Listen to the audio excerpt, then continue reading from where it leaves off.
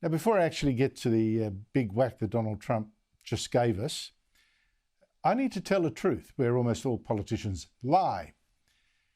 And as I said later in the show, I'll tell you about Bruce Pascoe's son, Jack, who identifies as Aboriginal, has just got this big grant. It's actually meant for Aboriginal researchers, $860,000.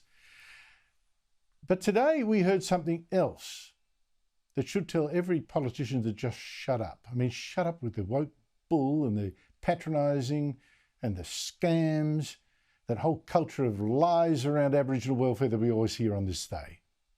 I mean, every year around this time. Our politicians put on their sad faces and they give their serious speeches, you know, as the federal government releases the annual Closing the Gap report on how we're closing or not closing the poverty and welfare gap between Aborigines and everyone else. And it's never a surprise. I mean, every single year we're told it's grim. This year, the same story, same sad speeches of the 19 measures that they take. Child welfare, jobs, violence, whatever. Just 5 are on target. Just 6 more are improving a little. And the rest are not. On domestic violence, I mean, the Northern Territory's Chief Minister today said there's actually been an 82% increase in domestic and family violence in 8 years. 82% among Aborigines. 12 Aboriginal women killed in the Northern Territory since just last June. But, you know, today, all that woke stuff, that bull, that patronising, the stuff that actually makes things worse, you know, by peddling that old, deceitful dream. A nation which every one of us should have pride in sharing with the oldest continuous living culture on earth. One, it's not the oldest continuing living culture. I mean, Aboriginal culture as it was when the Europeans arrived is largely gone. 2, why should anyone be proud of a culture if it seems to ultimately lead to this, to producing this level of poverty and violence? First Nations women are currently 33 times more likely than non-Indigenous Australian women to be hospitalised due to family violence, and 7 times more likely to die. This cannot stand. Opposition Leader Peter Dutton today, I have to say, he disappointed me.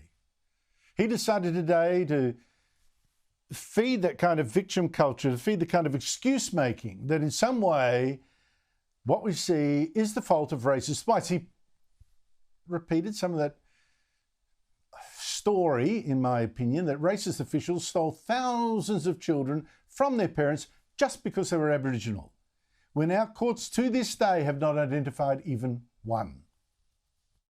Between 1910 and 1970, thousands of Indigenous children were forcibly taken from their families under the laws and policies of successive Australian governments. The loss, the pain.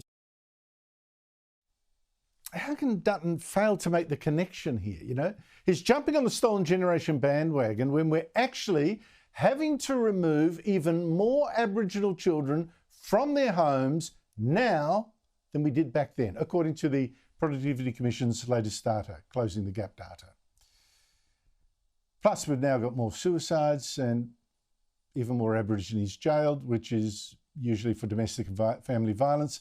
How can anyone, though, expect anything but this failure when we tell Aboriginal children white culture is racist and terrible, and then fund whole communities out there where there are almost no real jobs and no real hope?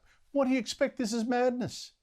All of our welcomes to the country, all of our paying of respects, all of our grants and prizes to Bruce Pascoe or whatever, it's all useless, and it was always going to be useless.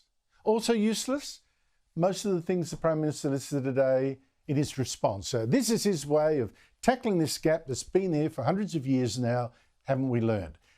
Much of what he said was just like, you know, let's just put the ambulance at the bottom of the cliff. That one, as he said, he'd send more money and more people to pick up the broken bodies caused by this rampant domestic and sexual violence. He'd hand even more free money to the so-called stolen generation survivors. He'd build even more free houses out bush. out in largely welfare-dependent communities, encouraging people to actually stay out there. More than 200 were built last year. No longer a dream, but a life-affirming reality. Another 64 are due to be completed by June. And it also give more money for, and I shall quote because you won't believe it, digitisation of at-risk audio and video collections held by First Nations broadcasters and community organisations. And that's going to fix things? Not. I know what the kind of things I say is too easy to dismiss as racist, and politicians run a mile from this. I got all this legally and blah, blah. I got it. But listen, assimilation, not separatism, is the only real way to close the gap. And that would require more praising of our Western society, not our Aboriginal one. Otherwise, well, I predict it now already, don't you? I mean, next year's Closing the Gap report will be yet another miserable read.